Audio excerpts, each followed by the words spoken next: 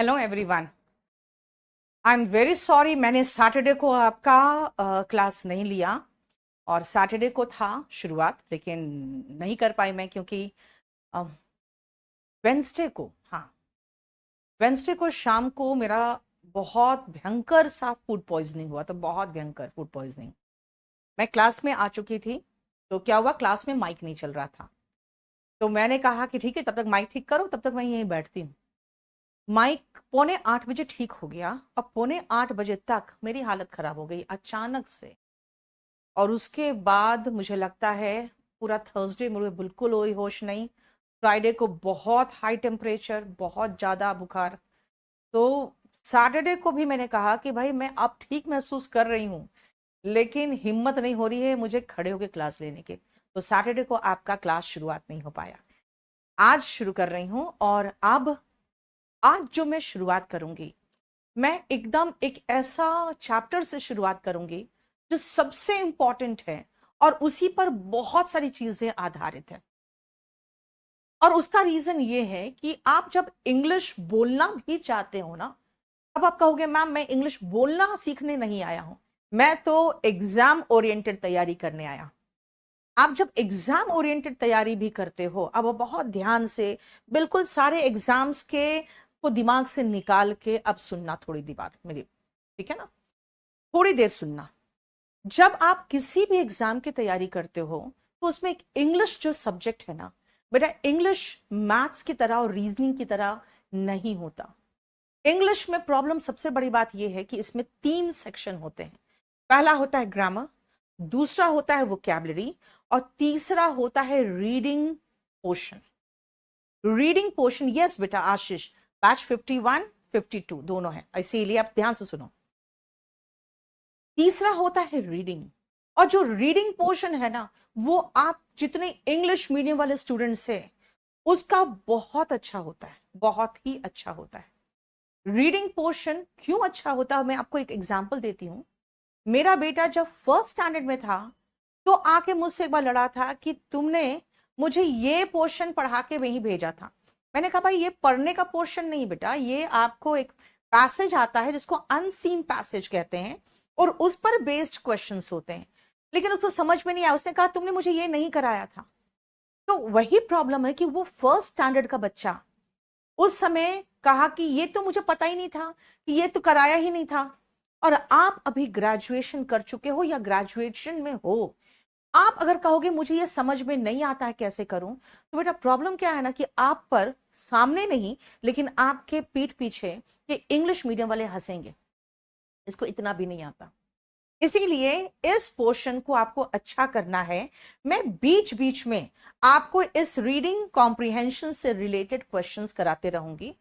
लेकिन reading comprehension बोलोगे ma'am pre में तो आता नहीं है, वो तो मेंस में आता है, उसको छोड़ो।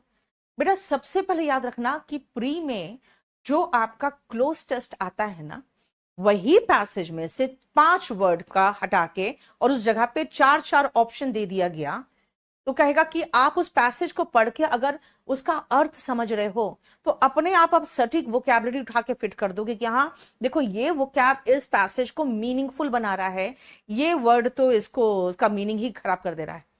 ठीक है, तो वही पैसेज में से जब वर्ड्स हटाओगे 5, तो वो बन जाएगा क्लोज टेस्ट। यानी क्लोज टेस्ट फर्स्ट स्टेप नहीं है, क्लोज टेस्ट सेकेंड स्टेप है। और उसी पैसेज को मैं उठा के आगे पीछे इधर उधर कर दूं, है ना, तो फिर क्या करोगे, तो फिर कहोगे कि मैम आगे पीछे अगर इधर उधर आप कर दोगे, तो फिर उसको तो हम तभी बिठा पाएंगे जब हमको समझ में आएगा कि क्या है। यस, इसी को कहते हैं सेंटेंस अरेंजमेंट। अभी जितने बच्चे पढ़ रहे हैं बेटा आप देख लो, अगर पॉसिबल हो तो फिर मैं आपको जो पिछले वीक मेरे क्लासेस सैटरडे को शुरू होना था, नहीं हो पाया, ट्यूसडे को हुआ, तो मैं 3 क्लास आपका जो ड्यू है वो एक तो मैं संडे को पूरा कर दूंगी। लेकिन इस बीच अगर आप रेडी रहोगे कि हाँ मैम 9 बजे या 10 बजे भी हम पढ़ सकते हैं, तो मैं इस वीक आपको पिछला सप्ताह का सारा क्लास कंपनसेट करना चाहती हूँ। अगर आपको ऑब्जेक्शन ना हो तो जरा आपका भी लगा दो, ठीक है। अब सुनो बेटा ध्यान से। तो इंग्लिश में खाली ग्रामर पढ़ने से नहीं होगा, खाली वोकैबुलरी पढ़ने से नहीं होगा। कहोगे तो फिर हम पढ़ेंगे क्या, आप पढ़ाओगे क्या? बेटा हम बहुत सारा आपको वोकैबुलरी करा देंगे, बहुत सारा। लेकिन कहते हैं ना हरि अनंत, हरि कथा अनंत, वो प्रॉब्लम है कि वोकैबुलरी में कितना पढ़ना है और कहाँ से पढ़ना है और कितना में बात बन जाएगी वो पता ही नहीं रहता है। इसीलिए हम आपको जो सजेस्ट करेंगे कि मैं आपको जितना वोकैबुलरी करा के दे चुकी हूं, इनफैक्ट आपको रिकॉर्डेड लोड हो जाएगा, ठीक है? और उसके अलावा मैं एंटोनिम्स करा रही हूं जो कराते जाऊंगी, ठीक है? तो ये एक तो हो गया आपका। दूसरी बात है कि अगर पैसेज एंड क्लोज टेस्ट की बात करोगे तो बहुत सारा लोडेड भी है, क्योंकि मैं आपको बहुत कुछ लोड करके दे देती हूँ। आप बोलोगे मैम क्यों लोड किया, फिर से करा। एक बात बता बेटा, 2019, 2020, 2021, अब इनके टेस्ट पेपर फिर से कराते रहूं हर बैच में, क्या जरूरत है? मैं 2022 का खत्म करा दूं, 2023 का हो जाए, 2024 के कितने हैं, है ना, सीरियस का जैसे बोल रहे हो वो करा दूं, तो वो बेहतर रहेगा, राइट? तो वो हम पीछे जितना करा चुके हैं वो लोड कर दिए हैं, आगे जो कराएंगे उसको उसी में कंटिन्यू कर देंगे, है ना? ग्रामर एक आध चैप्टर छोड़ दो, जो जैसे कि मैं कह देती हूँ आपको, जैसे एक तो है स्पेलिंग वाला, उसके बाद एक लीगल टर्म्स है, एक सुपरफ्लुअस है, ये दो तीन छोटे मोटे को हटा दो, और कुछ वोकैबुलरी बेस्ड है, नाउन का वोकैब एंड एडजेक्टिव के जो वोकैब्स है उसको हटा दो, तो पूरा सारा कंप्लीट मैं आपको पढ़ाऊंगी। और वो जो कंप्लीट है वो आपको जो मैं पढ़ाने वाली हूं वो है क्लास नोट्स। क्लास नोट्स ये जो किताब है पूरा कराती हूँ, ठीक है? अब आओ नेक्स्ट, एक चीज और बता दूं बेटा, अभी समान विज्ञान और समान ज्ञान बहुत मेहनत के बाद, बहुत इंप्रूवमेंट के साथ ये दोनों किताब आ चुकी है। और ये दोनों किताब आप जीएस के लिए ले लो, इसके साथ साथ स्टैटिक जीके ले लो, उसके अलावा फिर आपको कुछ भी करने की जरूरत नहीं है। स्टैटिक जीके की किताब कहीं है यहाँ पे? हाँ है, ये देखो, ये तीन किताबें ले लो, जीएस का कंप्लीट आपका टेंशन खत्म हो जाएगा। हाँ ये जरूर बता दूं मैं कि अगर मेरे से इंग्लिश पढ़ रहे हो तो आप कोशिश करो जीएस, मैथ्स, रीजनिंग सब एक ही प्लेटफॉर्म से कर दो तो हो जाएगा। बेटा आलोक रंजन अब ठीक है, मैंने कहा ना थर्सडे फ्राइडे तो ऐसा बीता मुझे पता भी नहीं, मैं तो अभी लगता मुझे अरे थर्सडे को बीमार पड़ी थी, क्योंकि थर्सडे कैसे बीता मुझे पता ही नहीं चला। हालांकि मैं वेंसडे को बीमार पड़ी हूँ, लेकिन थर्सडे और फ्राइडे बिल्कुल टोटल बेहोशी की हालत में थी मैं। इतना भयंकर फूड पॉइजनिंग। अब पता फूड पॉइजनिंग किस चीज से हुआ मैं बताऊं आपको, आपको हंसी आएगी सुन के। फूड पॉइजनिंग मुझे मूंगफली से हुआ है। चलो, तो ये तीन पोर्शन है और ये तीनों पोर्शन बहुत इंपॉर्टेंट है। लेकिन हाँ, ग्रामर जो है सब टीचर्स पढ़ाते हैं, वोकैब भी पढ़ाते ही हैं, ठीक है? लेकिन जो रीडिंग पोर्शन है इसको बहुत गोल कर देते हैं टीचर्स। लेकिन मैं आपको सजेस्ट करूंगी बेटा, जितना भी टेस्ट पेपर्स लोडेड है प्लीज इसको जरूर कर लेना, ठीक है? वोकैबुलरी में आपको वॉल्यूम 1 के सिनोनिम्स भी मैंने लोड करवा दिए हैं आप लोगों में, जबकि वॉल्यूम 1 आपके बैच की चीज नहीं है, फिर भी लोड करा दिया, ठीक है? ओके,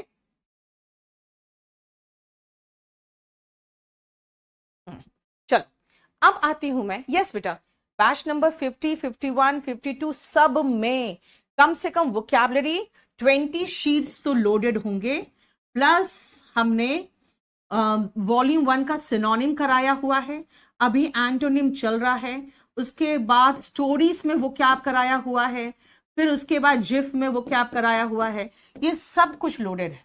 एंटोनिम अभी चलेगा, ठीक है? रीडिंग में बहुत सारे टेस्ट पेपर्स लोडेड किए हैं, जिसमें मैंने passage, cloze test, sentence arrangement ये सब लोड कर दिया है। तो चलिए ये आपको मैं टाइम टू टाइम सजेस्ट करते रहूंगी कि किस तरह से तैयारी करोगे। लेकिन अब हम चलते हैं बिना ज्यादा टाइम वेस्ट किए सीधा स्ट्रेट अवे कहां पे, नेक्स्ट जो अब चैप्टर की बात करूंगी मैं, और सबसे इंपॉर्टेंट चैप्टर है, सबसे इंपॉर्टेंट चैप्टर। कितने कितने नंबर के आते हैं बेटा, ये ध्यान रखना कि अगर आप पूछोगे मैम कितने कितने नंबर के आते हैं, तो बेटा अगर मैं कहूंगी कि रीडिंग कॉम्प्रिहेंशन में तो सबसे पहले प्री की बात करोगे तो जो क्लोज टेस्ट है, क्लोज टेस्ट आएगा 5 नंबर का, ठीक है? और सेंटेंस अरेंजमेंट की अगर बात करोगे तो वो कभी आता है कभी नहीं आता है, लेकिन अगर आएंगे तो 2 आएंगे। तो 5 का मतलब 5, समझ रहे हो? प्री में 5 काफी मायने रखता है, 25 में से 5 है। प्रदुमन, वो सारा लोड हो जाएगा, आप टेंशन मत लो, सारा लोड हो जाएगा। वन फाइन मॉर्निंग देखोगे आप, सारा लोडेड है। ठीक है, चलो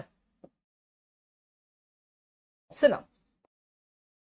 अगर मैं कहूं कि भाई टेंस का इंपॉर्टेंस क्या है, तो एक बात बताओ, जब आप एक स्टोरी भी पढ़ते हो ना, बच्चों की स्टोरी भी, दुर्गेश 40 बैच नहीं चल रहा बेटा, 50 बोल रहे होगे तुम शायद। अगर एक छोटे से कहानी भी, बच्चों की कहानी भी पढ़ोगे तो कहोगे once upon a time there lived a king, he was very kind. अब देखो, लिव्ड वर्ब का second form, he was very kind, he के साथ वॉस लगाया, ही के साथ वर नहीं आता, और पास्ट टेंस की बात कर रहे हैं इसलिए इज भी नहीं आ रहा है, वॉस आ रहा है। ये क्या है? ये टेंस है। टेंस का मतलब, अब सुनो, अगर मैं कहूं कि मैं इंग्लिश पढ़ाती हूं, यस बेटा, बैंकिंग, सीडीएस, एसएससी, एनडीए सबके लिए बैच है। नहीं विशाल, अभी कोई जरूरत नहीं है, आपको जो पढ़ा दूंगी उसका ये पूरा का पूरा पीडीएफ मिल जाएगा, फिर आराम से करना।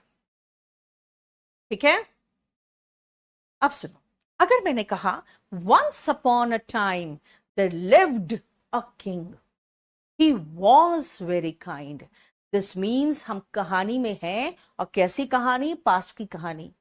ठीक है, दिस मीन्स जब हम टेंस की बात करते हैं, तो अगर मैं कहूं मैं इंग्लिश पढ़ाती हूं, अगर मैं कह रही हूं मैं इंग्लिश पढ़ाती हूं, तो इसका मतलब है पढ़ाती बता रहा है वर्ब, वर्ब बताया ना, और पढ़ाती हूं बता रहा है टाइम। लेकिन मैंने कहा देयर लिव्ड अ किंग, तो हम वर्ब का सेकेंड फॉर्म लगाएं और सीधा हमें टाइम पता चल गया, पास्ट है। और ये जो वर्ब है ये क्या बताया था? मैंने कहा लिव्ड, LIVED, इसका मतलब है एक तो पता चल गया कि पास्ट है, और दूसरा मुझे पता चल गया कि एक्शन कौन सा है। फिर मैंने कहा ही was very kind, was, is नहीं कहा, वॉज कहा, आपको पता चल गया कि भाई वॉज मतलब पास्ट है, और ये बता रहा है वॉज मतलब वो कैसा था, यानी उसका स्टेट बता रहा है। स्टेट मतलब वो कैसा था, उसकी अवस्था। बेटा एक्शन तो नहीं बताया ना, अवस्था बताया है ना। एक्शन मतलब आपको दिखना चाहिए कि हाँ है। जैसे अगर मैं कहूं आई एम अ टीचर, अब मैं ऐसे खड़ी रहूंगा, आपको पता चल जाएगा कि मैं टीचर हूं? नहीं। अब जब मैं पढ़ा रही हूं तो आपको पता चलता है अच्छा टीचर है, यानी एक्शन से पता चलता है, क्रिया से, अवस्था से, उस वर्ब का ज्ञात जो है ना, कोई भी वर्ब आपको अगर क्रिया का एहसास कराए तो वो एक्शन वाला वर्ब है, अगर वो अवस्था का एहसास कराए तो वो स्टेट वाला वर्ब है। ठीक है, दिस मीन्स टेंस क्या बताता है?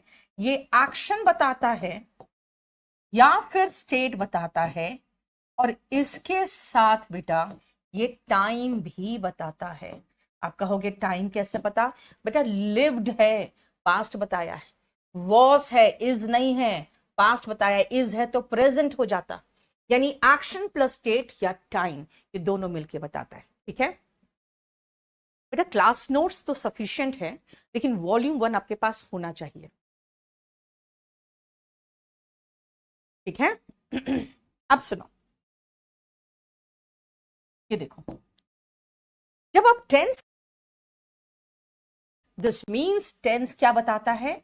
ये एक्शन बताता है या फिर स्टेट बताता है, और इसके साथ बेटा ये टाइम भी बताता है। आप कहोगे टाइम कैसे पता? बेटा लिव्ड है, पास्ट बताया है, वॉस है, इज नहीं है, पास्ट बताया, इज है तो प्रेजेंट हो जाता, यानी एक्शन प्लस स्टेट या टाइम, ये दोनों मिलके बताता है। ठीक है बेटा, क्लास नोट्स तो सफिशिएंट है, लेकिन वॉल्यूम 1 आपके पास होना चाहिए। ठीक है अब सुनो, ये देखो, जब आप टेंस की बात करते हो बेटा, तो टेंस में देखो, अगर हम पूछे कितने प्रकार के टेंस है, इसमें हम टाइप्स में आए, तो टाइप्स की बात अगर करोगे तो हम टाइप्स में आएंगे तो होगा कि भाई हम बात करते हैं प्रेजेंट की, पास्ट की एंड फ्यूचर की।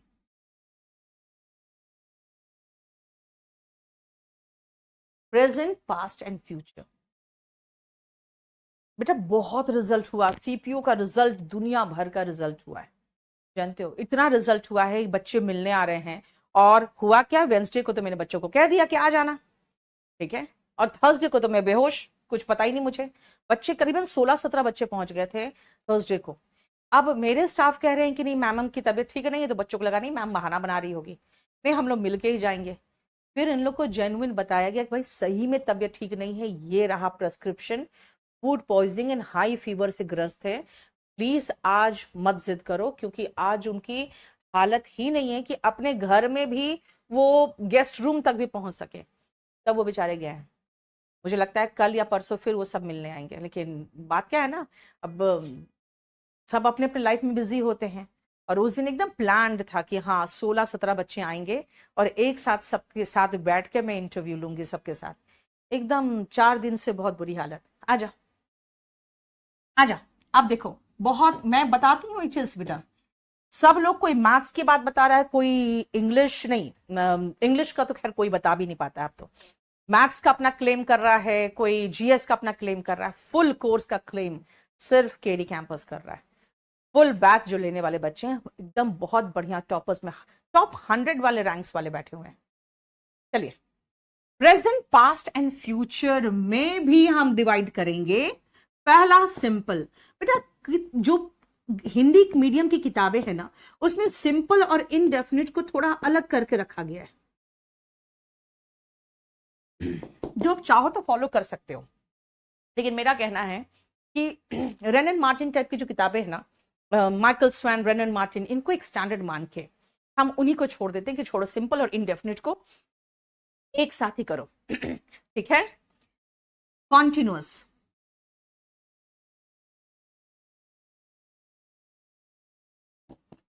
परफेक्ट एंड परफेक्ट कॉन्टिन्यूअस, हम 4 तरह से डिवाइड कर देते हैं। ठीक है,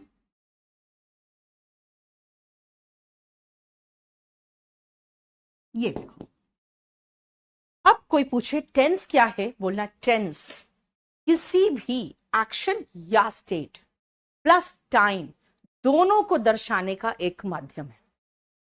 टेंस कितने प्रकार के होते हैं, अगर हम वर्ब के अकॉर्डिंग चले तो V1, V2, V3, V1 ING and V1 SES, 5 verbs के अकॉर्डिंग देखे तो V1 और V1 SES बताता है क्या, प्रेजेंट, V2 बताता है पास्ट, लेकिन फ्यूचर बताने वाला मेरे पास कोई टेंस नहीं है। तो वर्ब के अकॉर्डिंग तो सिर्फ 2 टेंस दिख रहे हैं, लेकिन अगर आप कॉमन सेंस की बात करोगे तो हम प्रेजेंट, पास्ट एंड फ्यूचर 3 में डिवाइड करते हैं। इनके सब टाइप से 4, सिंपल या indefinite, continuous, perfect and perfect continuous. ठीक है, अब चलो आ जाओ, देखो ध्यान से, अगर हम टेंस की बात कर रहे हैं तो सबसे पहले आते हैं सिंपल प्रेजेंट में। और सिंपल प्रेजेंट में हम पहले अवस्था की बात करेंगे, क्योंकि बेटा इसमें अवस्था और इसमें अवस्था और दूसरा इसमें क्रिया यानी कि एक्शन, दोनों के लिए हमारे पास अलग अलग टाइप के टेंस है, अलग अलग टाइप के वर्ब है। अब अगर मैं अपने बारे में कुछ बताऊं आपको तो मैं कहूंगी आई एम अ टीचर, है ना, मैंने अपनी बारे में बताया आपको। देखो अब अगर मैं अपने बारे में आपको बताऊं तो मैं कहूंगी आई एम अ टीचर। ठीक है, अब अगर आपको मैं कहूं कि भाई तुम क्या हो, भाई इतने मुश्किल हालात में भी अगर आप घर में बैठ के और अपने मोबाइल से मुझे पढ़ रहे हो, इसका मतलब है कि भाई आप कच्चा बादाम नहीं देख रहे हो, है ना। मेरा एक स्टाफ कहता है मैडम आप बार बार कच्चा बादाम कह के अंजलि अरोड़ा को प्रमोट करती हो अपने बैच में, क्यों ऐसा करती हो। मैंने कहा एक बात बताओ, अंजलि अरोड़ा को मैं प्रमोट करूंगी? अरे भाई इंस्टाग्राम में उसका प्रोफाइल देखकर है ना, मुझे तो चुल्लू भर पानी लेना चाहिए और उसी में नाक डुबा के मर जाना चाहिए। ठीक है ना, वो एक बार पलट के नाच गई और उसका 13 मिलियन से ऊपर फॉलोवर्स है, और मैं अपनी जिंदगी भर घसीटते रह गई और मेरा 1 मिलियन फॉलोवर्स हुआ है अभी जाके, तो मैं उसे प्रमोट करूंगी। अगर मैं कह रही हूं कि ये सब चीजें आप छोड़कर आप मुझे देख रहे हो, इसका मतलब है कि आप सिंसियर हो, आप सिंसियर हो, यू आर सिंसियर। ठीक है। अब जैसे मैंने कहा अंजलि अरोड़ा के बारे में, है ना, अंजलि नाम है ना, उसके बारे में बात किया, तो चलो अब उसका कोई एक गुण बता दो या उसके बारे में कुछ बता दो, तो मैं क्या लिखूंगी? She is. देखो कितने खुश हो गए सब लड़के, क्या खुशी दिख रही है सबकी शक्ल में, वाह। हाँ, सब इंस्पेक्टर एक आंख मार के खुश हो रहा है ये लड़का। नहीं बेटा, वॉल्यूम 1 तो चाहिए ही चाहिए आकाश, उसके बिना तुम कैसे कर लोगे जरा बताओ तो। चलो, शी इज क्या बोलोगे? कहोगे ma'am she is a good dancer. आपने ए लगाया आर्टिकल, गुड लगाया एडजेक्टिव, डांसर लगाया यानी नाउन। इसका मतलब है शी इज अ, थोड़ा गुड हटा दो क्योंकि मैं ज्यादा कॉम्प्लिकेट करना नहीं चाह रही हूं। She is a dancer. आप कहोगे भाई शी इज ब्यूटिफुल।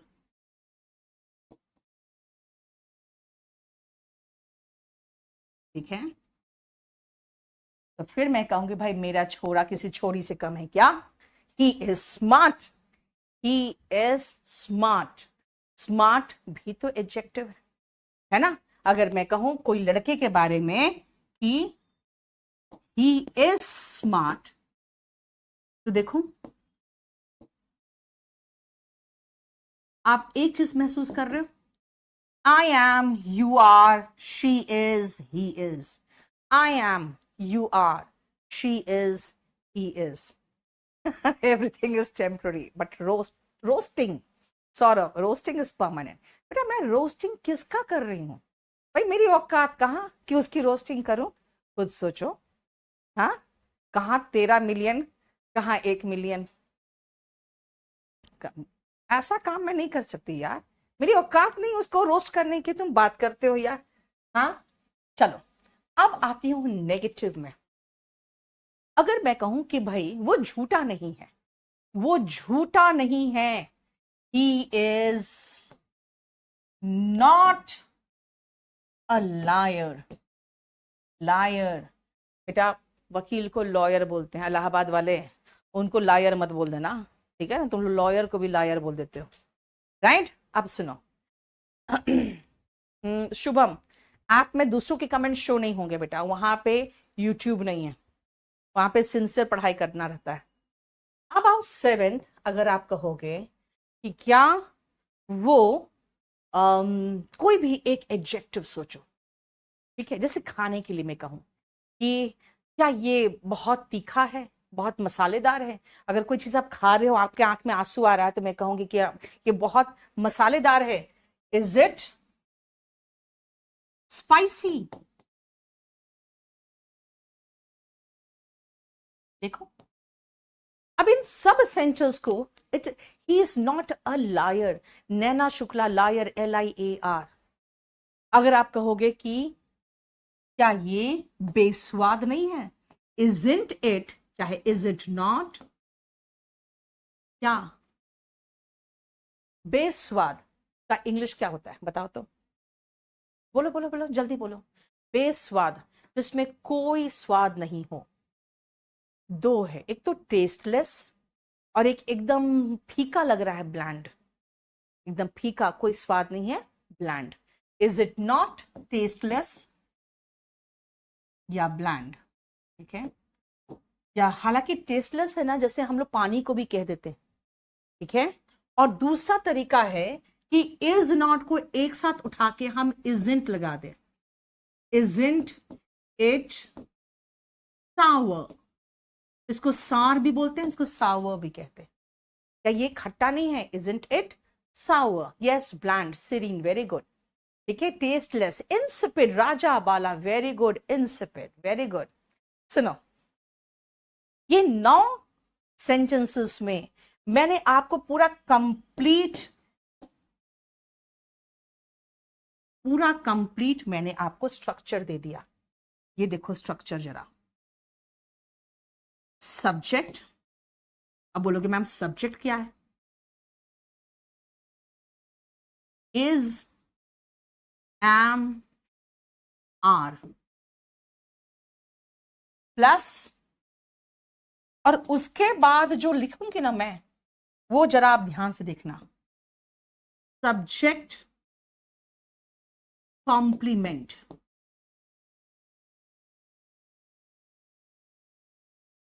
जरा एक बार आपके कमेंट दिखाओ मुझे, सब्जेक्ट कॉम्प्लीमेंट, ये देखो।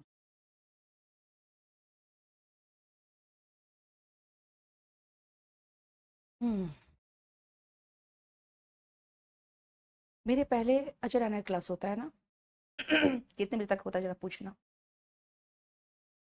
हम्म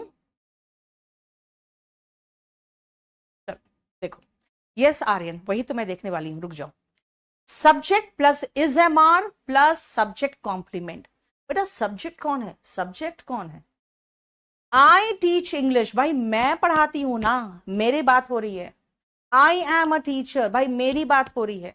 यू आर सिंसियर, भाई तुम्हारी बात हो रही है। इसका मतलब है जो कर्ता सबसे आगे बैठा है ना बेटा, इसी को हम सब्जेक्ट कहते हैं। फिर उसके बाद वर्ब इज एम आर, देख रहे हो, is am are. Is am are कहां आएगा अभी थोड़ी देर में बताएंगे, आ जाओ। देखो, अनसेवरी, बिल्कुल, वेरी गुड, बहुत अच्छा। अब सुनो, सुनो, इज एम आर के बाद सीधा नॉट लगा सकते थे। जैसे मैंने कहा he is smart, he is not, देखो इज के बाद नॉट आया। लेकिन अगर मैं कहूं सब्जेक्ट कॉम्प्लीमेंट, तो सब्जेक्ट कॉम्प्लीमेंट का मतलब क्या होता है बेटा? कॉम्प्लीमेंट में एक वर्ड देखो ना, कॉम्प्लीट, नहीं लग रहा है कंप्लीट, कंप्लीट नहीं, राइट? यस आयुष, रुको बेटा ध्यान से सुनो। कंप्लीट इसका मतलब है जो सब्जेक्ट के मीनिंग को कंप्लीट करे, ठीक है ना? जो कंप्लीट करता है उसको कॉम्प्लीमेंट कहते हैं। आपको पता कहते हैं कि एक हस्बैंड एंड वाइफ को एक दूसरे को कॉम्प्लीमेंट करना चाहिए। तो लोग सोचते हैं कि तारीफ करना चाहिए, भाई तारीफ वाला कॉम्प्लीमेंट PLI होता है। कॉम्प्लीमेंट का मतलब होता है पूरक, जो एक दूसरे को कंप्लीट करे। आप किसी से प्यार करते हो, फिर उसको अपने जैसा बनाना चाहते हो, तो आपके जैसा बन गया तो आपके जैसा हो गया, आप ही की तरह हो गया। भाई वो आपका भाग, बाकी का भाग रहेगा तभी तो कंप्लीट करेगा। आप उसको अपने जैसा बनाना चाहते हो तो फिर अधूरे रह गए। तो कहते हैं हस्बैंड एंड वाइफ को एक दूसरे को कंप्लीट करना चाहिए, यानी कॉम्प्लीमेंट। अगर मैं कहूं आई एम, बोलोगे क्या? ठीक है, आई एम, बोलोगे ये तो अधूरा वाक्य है। आई एम अ टीचर, ये अ टीचर सब्जेक्ट कॉम्प्लीमेंट है बेटा। ये सब्जेक्ट कॉम्प्लीमेंट कुछ भी हो सकता है। आई एम ऑनेस्ट एडजेक्टिव भी हो सकता है जो विशेषता बताता है। आई एम क्या, अ टीचर, टीचर भी हो सकता है, यानी नाउन भी हो सकता है। यानी कि इज एम आर को कंप्लीट करने वाला जो वर्ड है वो सब्जेक्ट को की मीनिंग को कंप्लीट कर रहा है, सब्जेक्ट कॉम्प्लीमेंट कहला रहा है। नो नो नो ऑब्जेक्ट, आजाद, मैं ऑब्जेक्ट पे बात नहीं कर रही हूं अभी, रुक जाओ, ऑब्जेक्ट में बाद में आऊंगी। नेगेटिव की बात करोगे तो अगेन वही subject plus same is am are, अब नॉट लगाएंगे, अब फिर वही सब्जेक्ट कॉम्प्लीमेंट। अगर आप कहोगे कि क्वेश्चन बनाना है तो इज एम आर आगे आएगा सब्जेक्ट के, उसके बाद is am are, subject plus subject complement, ठीक है? नॉट लगाना है, नॉट, ओके। एक काम करते हैं, जहां नॉट था वहीं से उठा के लाए थे इसको आगे, कोई बात नहीं, नॉट को वहीं छोड़ दो, नॉट को वहीं छोड़ दो, ये रहा। अब कहोगे ना मुझे नॉट आगे लाना है, मैं चाहता हूं कि नॉट आगे आ जाए। फिर रुको बेटा, V1 में मत आओ अभी, वो सब कराएंगे, शांत रहो अभी। अब कहोगे हमें नॉट आगे चाहिए, बेटा आगे नहीं आ पाएगा, क्योंकि नॉट लगाने के लिए आगे इज और नॉट मिलके चिपकेगा तभी आगे आएगा। तो पहले मैं बता दूं इज और नॉट कैसे चिपकता है। अगर आप इज की बात कर रहे हो तो ये इज आएगा किसके साथ? इज आएगा उन सब्जेक्ट्स के साथ जो एक वचन हो, जैसे कोई एक लड़का ही, कोई एक लड़की शी, कोई नॉन लिविंग इट, कोई भी राम श्याम मोहन नेम, या बॉय गर्ल दिल्ली, दिल्ली तो नेम हो गया, सिटी, ऐसा कोई सिंगुलर हो तो, चाहे वो सिंगुलर नाउन ही क्यों ना हो या सिंगुलर प्रोनाउन ही क्यों ना हो। प्रथमेश, आज चैप्टर नया है, बिल्कुल एकदम आराम से पढ़ो और ज्यादा टेंशन मत लो। और जितने टेंशन वाले हैं कि नहीं मैं मुझे जल्दी खत्म करना, जल्दी खत्म करना, वो वीओडी ले लेना प्लीज।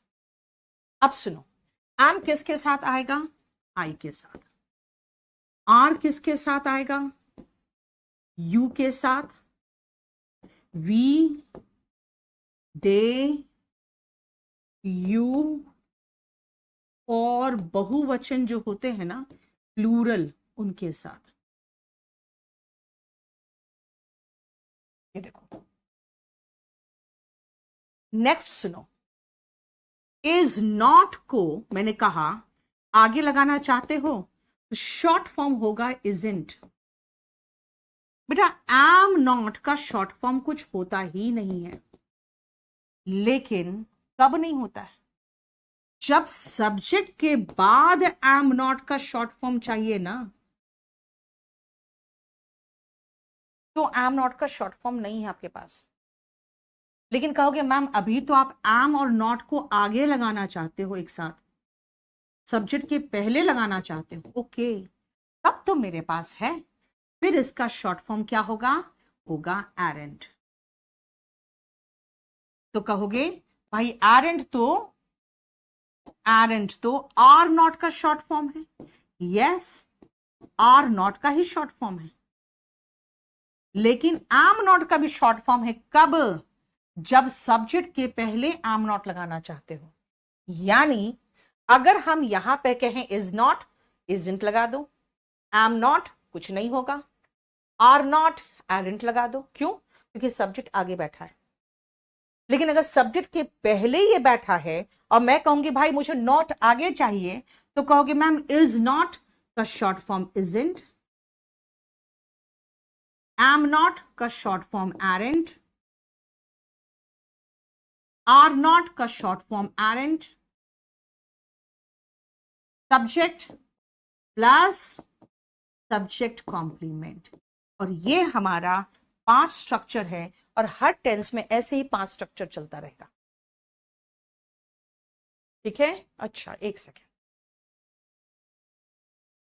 अच्छा, यू, वी, दे एंड सारे plural.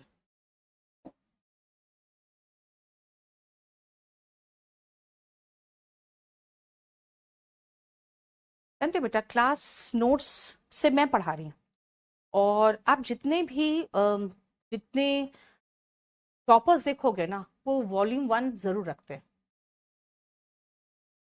So what is subject complement? That completes the meaning of the subject. What is subject? मैं पढ़ाती हूं। कौन पढ़ाता है? मैं पढ़ाती हूं। कौन का जवाब? सब्जेक्ट हुआ। Answer of who does the verb, क्रिया किया किसने? मैंने, तो मैं सब्जेक्ट हूं। और वर्ब क्या है? जो किसी तरह का क्रिया का यानी एक्शन का एहसास कराए, किसी स्टेट का एहसास कराए, वो वर्ब होता है। सो ये है हमारा पहला स्ट्रक्चर। अब इसी में अगर मैं आऊं तो मैं आपसे ये पूछती हूं कि अगर मैं कहूं भारत कैसा है? इंडिया भाई सिंगुलर है तो मैं इज लगाऊंगी। इंडिया इज अ क्या? लोकतंत्र है, डेमोक्रेसी।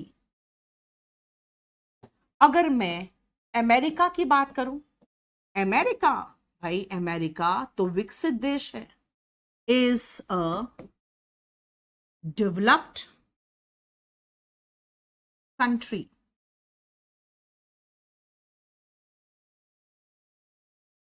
ठीक है?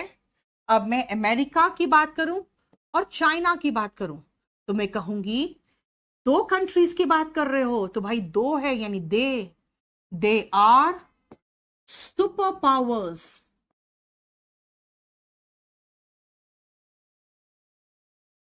फिर कहोगे मैम ऐसा है क्या कि चाइना भी सुपर पावर है? Is China a super power?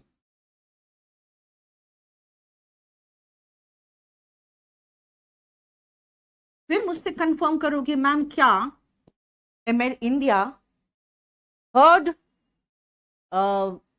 You can say heard in the case of economy, है ना? नहीं आता इंडिया। मैं कहूंगी भाई इंडिया का ठीक है अभी थर्ड पोजीशन पे हो सकता है, लेकिन एक बात तो है कि इंडिया सबसे ज्यादा पॉपुलेटेड क्या है, कंट्री है, चाइना से आगे निकल गया है। तो आप कंफर्म्ड नहीं हो तो क्या बोलोगे कि is India not the most populous state, populous country? मैं कहूंगी aren't you confident? क्या तुम कॉन्फिडेंट नहीं हो अपने जवाब में? aren't you confident? aren't कहा क्यों? क्योंकि आर नॉट को मिला के aren't बना दिया। क्या तुम कॉन्फिडेंट नहीं हो? aren't you confident? इंडिया क्या मोस्ट पॉपुलस कंट्री नहीं है? इज इंडिया नॉट, देख रहे हो सारा जो मैंने स्ट्रक्चर बताया बेटा वही तो है, राइट? अब अगर मैं कहूं कि भाई वो कैसी है, आप कहोगे मैम शी इज कैसी है? बताओ, आप ही बताओ शी इज क्या? अब मैं अपने मोबाइल में आप लोगों के विचार देखना चाहती हूँ, जल्दी बताओ बढ़िया बढ़िया एडजेक्टिव और बढ़िया बढ़िया नाउन बताओ तो जल्दी से। बेटा वॉल्यूम 1 आपका पुराना है 2019 वाला, कोई प्रॉब्लम नहीं, kdpublication.com या डेकोमार्ट से जाके ले लो ना, जल्दी बताओ तो।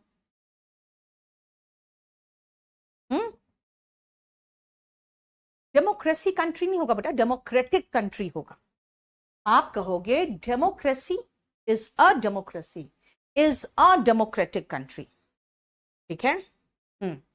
She is very beautiful girl, okay she is beautiful, she is innocent. अब देखो मैं क्या कर रही हूं, शी इज आप कह रहे हो ब्यूटिफुल, गर्ल नहीं लगा मैंने, अगर गर्ल लगाती ना तो मुझे ए लगाना पड़ता है यहाँ पे, मैं खाली ब्यूटिफुल लिख रही हूं।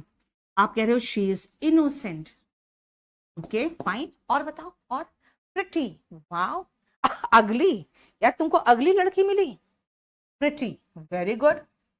प्रिटी तो सिनोनिम हो गया किसका? ब्यूटीफुल का। शी इज ब्रेव, अरे भैया तुम्हारी तो गर्लफ्रेंड ब्रेव है, वाओ ब्रेव, फैबुलस। अंकित कह रहा लायर, स्पेलिंग रॉन्ग है, तुम वही हो ऐसे। सेंसिबल, राव साहब very good, she is sensible. एक लिखा है मैड मैं तो लड़कियों के लिए अच्छे अच्छे एडजेक्टिव चुनूंगी, अब तुम लोग लायर लिखोगे मैड लिखोगे तो वो थोड़ी मैं चुन लूंगी। हाँ, क्लेवर, वेरी गुड। अब मैं नेक्स्ट लिख लूं एक, चलो मैं आपके बारे में बताऊंगी। अब आप कह रहे हो लायर, तो मैं कहूंगी you are a liar. She is a murder, नहीं मर्डर नहीं बेटा, मर्डरर होता है। Gorgeous, honest, judicious, brilliant, arrogant, extravagant, wow कितना एडजेक्टिव है, crazy, vengeful, very good, revenge लेने वाले वेंजफुल कहलाते हैं। लवली, लॉयल, क्रेजी, मर्डर नहीं होता है बेटा, मर्डरर होता है। एडोरेबल, वाइस, वाओ कितना बढ़िया बढ़िया एडजेक्टिव दे रहे हो तुम। अरे इसमें क्यों नहीं आ रहा है मेरे मोबाइल पे उसका कमेंट? हाँ अब आया, आ गया आ गया आ गया आ गया, तब फंसा पड़ा हुआ था। Delightful, marvellous, gorgeous, wizard, wizard तो बेटा जादूगर होता, मैं लड़की की बात कर रही थी। बकलोल, ओके अच्छा अच्छा एडजेक्टिव दो ना। क्यूट, ठीक है, केयरफुल, ठीक है। चीटर, बेटा चीटर कोई वर्ड ही नहीं होता, शी इज अ चीट लगाना। जेंडर इक्वालिटी वाले they left the chat, good, ऐसे करो। शी इज क्लमजी, ठीक है, talented, handsome, he is handsome, बेटा हैंडसम लड़के के लिए और लड़की के लिए ब्यूटीफुल। ईगोसेंट्रिक यानी बहुत सेल्फिश, ठीक है। मेस्मराइजिंग, देखो लड़कियां ईगोसेंट्रिक लिख रही है इसके लिए, है ना। लिजर्ड ने बेटा विजर्ड कहते हैं। हॉरिबल, ठीक है। हॉट, डेंजरस, इतना एडजेक्टिव निकला क्यों? क्योंकि मैंने शी इज कह दिया। तो खोज खोज के डिक्शनरी से एडजेक्टिव निकाल रहे हो बेटा, ऐसे निकालो ना। देख रहे हो, ये है पहला पॉइंट जहां पे शी इज अ विच। अरे खजूर, नाम भी खजूर, तो खजूर ही है, तुम सही में खजूर हो। बट सुनो, अब ये जो था ना बेटा, ये सिर्फ आपको इज, एम, आर इसका यूज सिखाया, और उसके बाद हम कोई एडजेक्टिव या कोई नाउन लगा रहे हैं। अब आती हूं मैं नेक्स्ट पॉइंट पे, और वो जरा आप देखो ध्यान से अब। हम्म,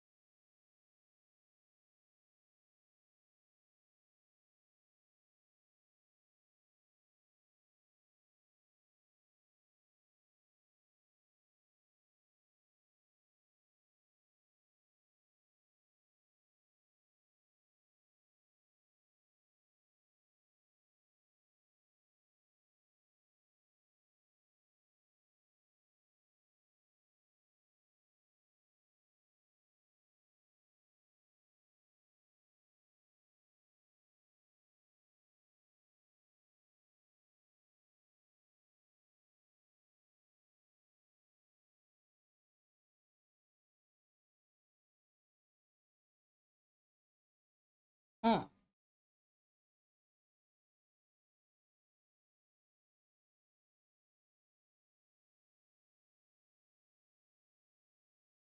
चलो ये देखो। हम्म, साउंड नहीं है, साउंड में कोई प्रॉब्लम तो नहीं? हरिओम यादव, तुम लोग है ना, खुद ही तुम लोग भूत हो, इसे तुम लोग को लड़कियां विच दिखती है। Invincible, Tanu, very good, very good. He is married, हाय रे Chiku, so sad. She is a beauty, ठीक है। Optimistic, cute, very good. Charismatic, incredible, toffee नोस्ट, very good Ankita. Beautiful, polite, she is a queen, she is brave, she is mine, Ashish Raj, देखो इसको।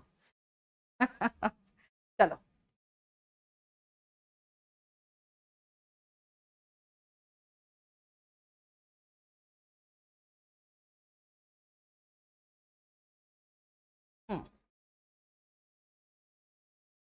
Vice का मतलब बेटा होता है समझदार। पेसिमिस्टिक, निराशावादी। चलो, यस सोनाक्षी। अब ध्यान से देखो बेटा, मैंने कहा the sun rises in the east. ये आपको महसूस हो रहा है कि एक यूनिवर्सल ट्रूथ है? यूनिवर्सल ट्रूथ, है ना।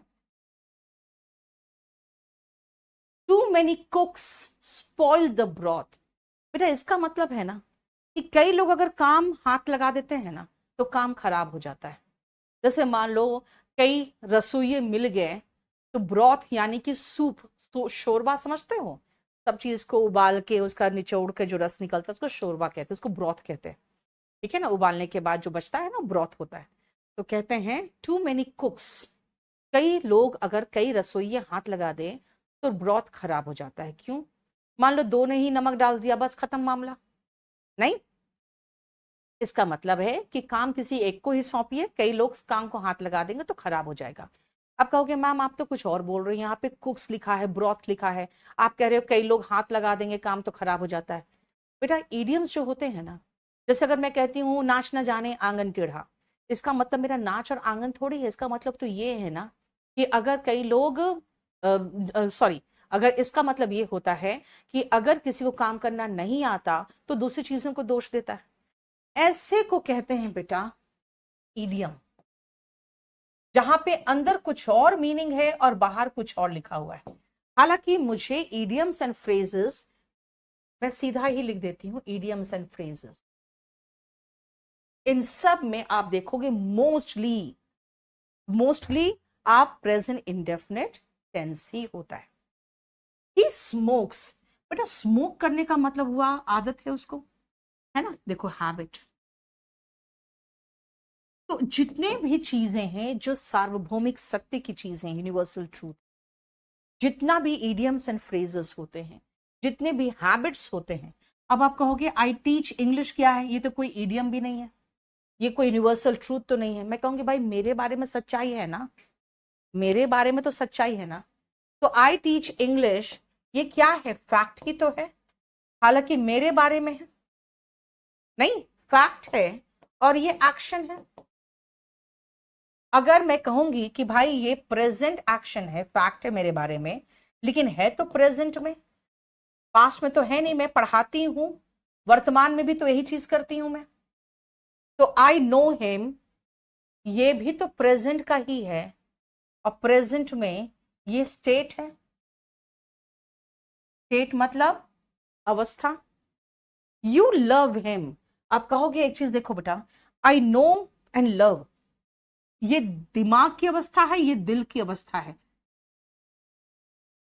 लेकिन है तो अवस्था ना। यानी कि स्टेट हो, चाहे मेंटल स्टेट हो, चाहे इमोशनल स्टेट हो, या अगर मैं कहूं कि आई एम अ टीचर, तो मेरा ये क्या था? समाज में जो मेरा स्टेट है, तो उसको तो मैंने अगले में पिछले में खत्म कर चुकी हूं। तो इतना सारा है जो प्रेजेंट इंडेफिनिट टेंस में आता है। ज्योति, थर्सडे और सैटरडे को बेटा मैं क्लास ही नहीं ले पाई हूं, तुम्हें तो बताया बार बार, तभी तो मैं कह रही हूं कि इस वीक मैं थोड़ा एक्स्ट्रा क्लास लूंगी आपका, ठीक है? चलो समझ में आया?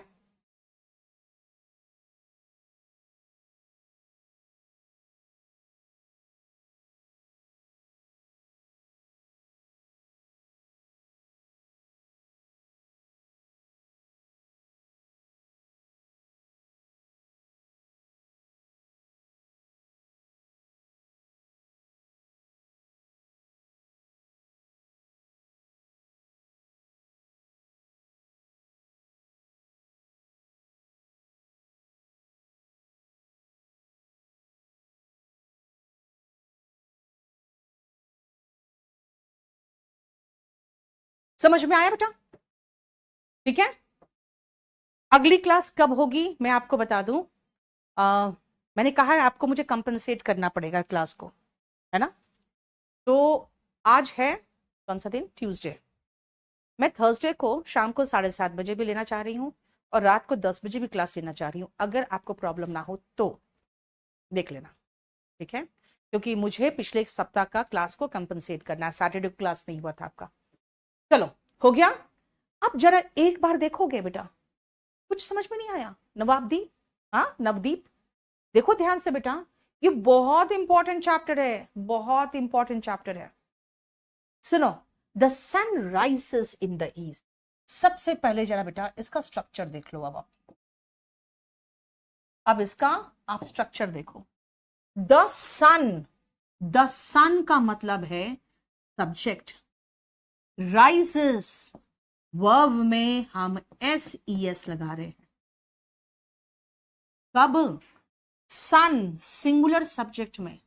सब्जेक्ट हो एक लड़का सिंगुलर, एक लड़की शी, एक नॉन लिविंग।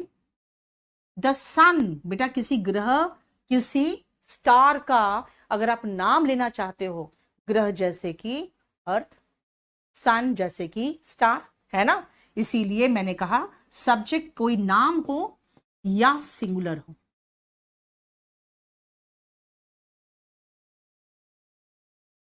तो वर्ब में SES लगाओगे, और बेटा अब यहां पे ऑब्जेक्ट आएगा, और ऑब्जेक्ट क्या होता है अब ये समझो। आई टीच क्या? इंग्लिश। बेटा इस इंग्लिश पे मैं काम करती हूं, क्रिया जो हो ना, वो क्रिया जिस पर हो वो ऑब्जेक्ट कहलाता है। समझ में आया? कोई सब्जेक्ट किसी वर्ब को किसी ऑब्जेक्ट पर करता है ना, तो बेटा वो कहलाता है सब्जेक्ट वर्ब ऑब्जेक्ट। अगर मैं कहूं आई एम अ टीचर, आप कहोगे ma'am I am a teacher में कोई काम तो आपने नहीं किया, आपने सिर्फ अवस्था बताई अपनी। मैंने कहा ऑफकोर्स मैंने खाली अपनी अवस्था बताई है, मैंने कोई काम नहीं किया। तो कहोगे फिर तो ये सब्जेक्ट कॉम्प्लीमेंट है, क्योंकि आपके बारे में वो कुछ बता रहा है, उसको हम कहते हैं सब्जेक्ट कॉम्प्लीमेंट, है ना। लेकिन यहां तो बकायदा वर्ब किसी ऑब्जेक्ट पे हो रहा है। बात सही कह रही हो कह रहे हो आर्यन। मुझे एक काम करना चाहिए, मुझे 7:30 के बजे में 7 क्लास कर देना चाहिए ना। चलो मैं आपको आज ही मैं नोटिस अपडेट कर दूंगी क्लास के बाद, थोड़ा सा क्लास को एक्सटेंड करने के लिए। चलो रुको। नहीं नहीं दीपशिखा, दीपशिखा पटेल ना बेटा, रुको अभी, ध्यान से सुनो पहले। मैंने कहा I teach English, I teach क्या काम हो रहा ऑब्जेक्ट पे, ये ऑब्जेक्ट है। तो आप कहोगे ma'am the sun rises in the east, क्या ऑब्जेक्ट है? अरे भाई जब आप कहते हो आई टीच क्या, बेटा क्या का जवाब ऑब्जेक्ट है। क्या, वॉट, आई टीच, किसको, किसको का जवाब ऑब्जेक्ट है।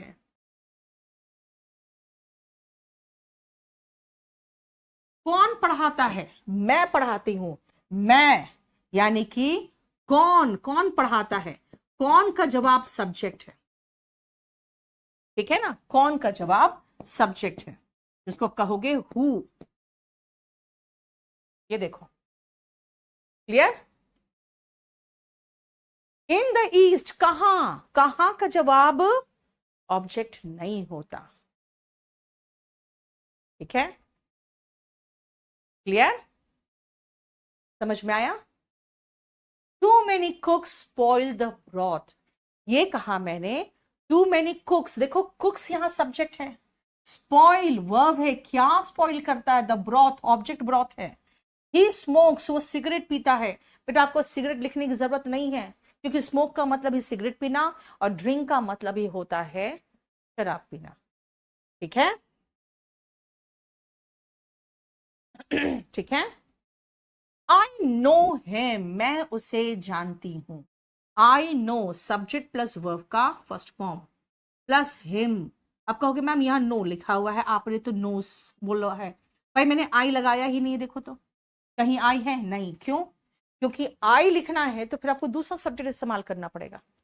अब सुनो, मैंने आपको कहा आई टीच इंग्लिश, ठीक है, ये आई है, मैं इसमें से आई नहीं लगा रही हूं।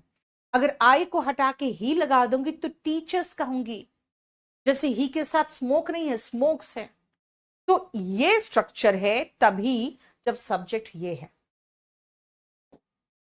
Negative subject does not, does not का short form doesn't plus verb का फर्स्ट फॉर्म, अब ऐसे ईएस मत लगा देना, plus object,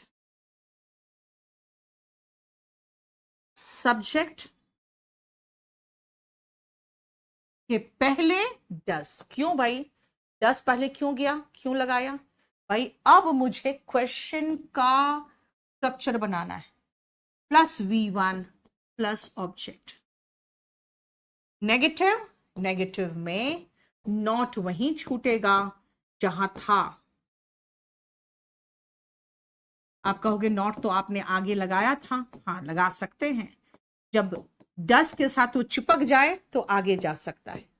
doesn't plus subject plus V1 plus object.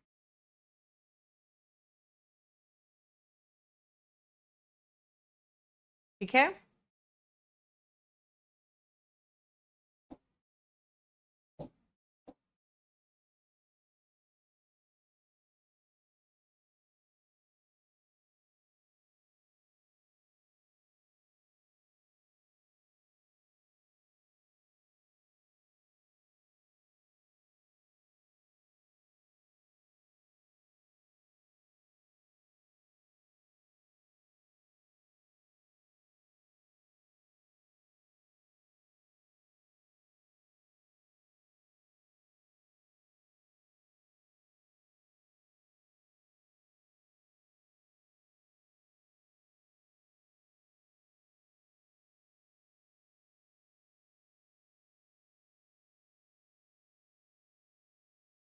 Question देखो,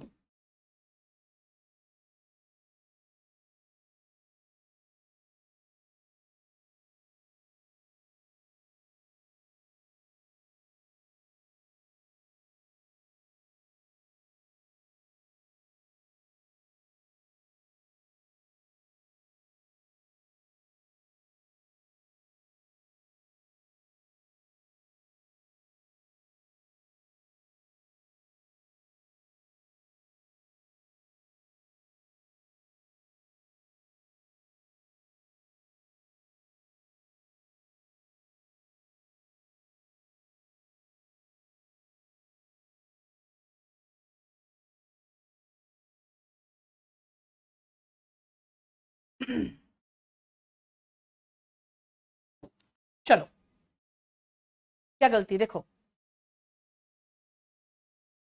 यस बेटा, अ टीचर सब्जेक्ट कॉम्प्लीमेंट है।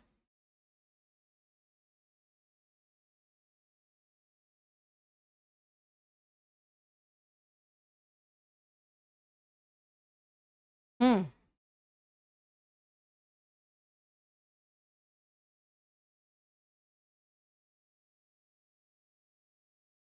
जल्दी जल्दी बताओ फटाफट, आंसर दो।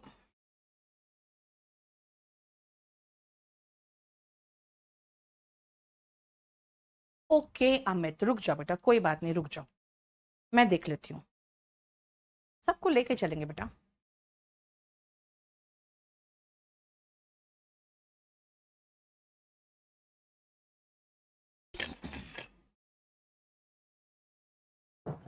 हम्म,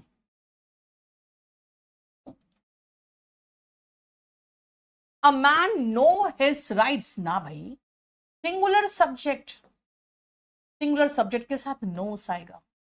his rights if he lives in a democratic country. My neighbour switch नहीं, switches on his television at 6 every morning। Television set generally लिखते हैं, ठीक है।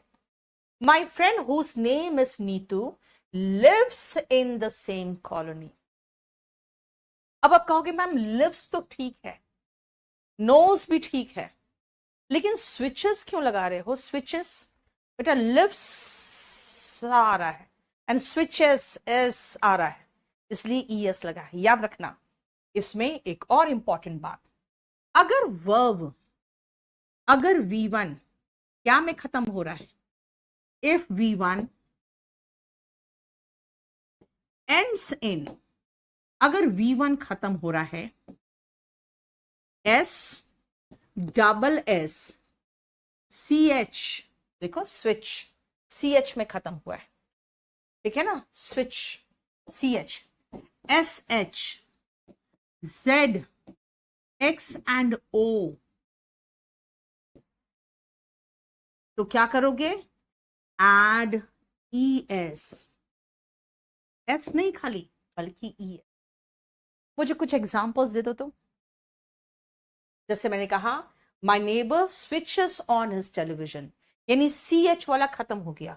कुछ और एग्जांपल्स मुझे वर्ब का दे दो तो, जो S में खत्म हो, डबल S में खत्म हो, SH में खत्म हो, Z में, X में और O में खत्म हो। येलो वाला writing, a man knows his rights if he lives in a democratic country. अगर एक लोकतंत्र में कोई आदमी, कोई इंसान रहता है तो उसे अपने अधिकार पता होते हैं। मेरा नेबर यानी मेरा पड़ोसी 6 बजे सुबह सुबह रोज टेलीविजन चला देता है, ठीक है। My friend whose name is Nitu, वो सेम कॉलोनी, उसी कॉलोनी में रहती है। अच्छा, डू का बिल्कुल सही है। एक लड़के ने लिखा है ऑक्स, बेटा ऑक्स वर्ब है, मैं नाउन की तो बात ही नहीं कर रही हूं। एक ने लिखा है फूलिश और एक ने लिखा है क्लास। बेटा क्या कर रहे हो तुम लोग, वर्ब चाहिए मुझे। एक ने तो मैंगो लिख लिया, लो। अरे भाई अभी मैं नाउन नहीं पढ़ा रही हूं, V1 में हमें चाहिए V1, मुझे वर्ब दो। ब्रांच, वाह वाह, हाँ बैच, अरे क्या करते हो तुम लोग।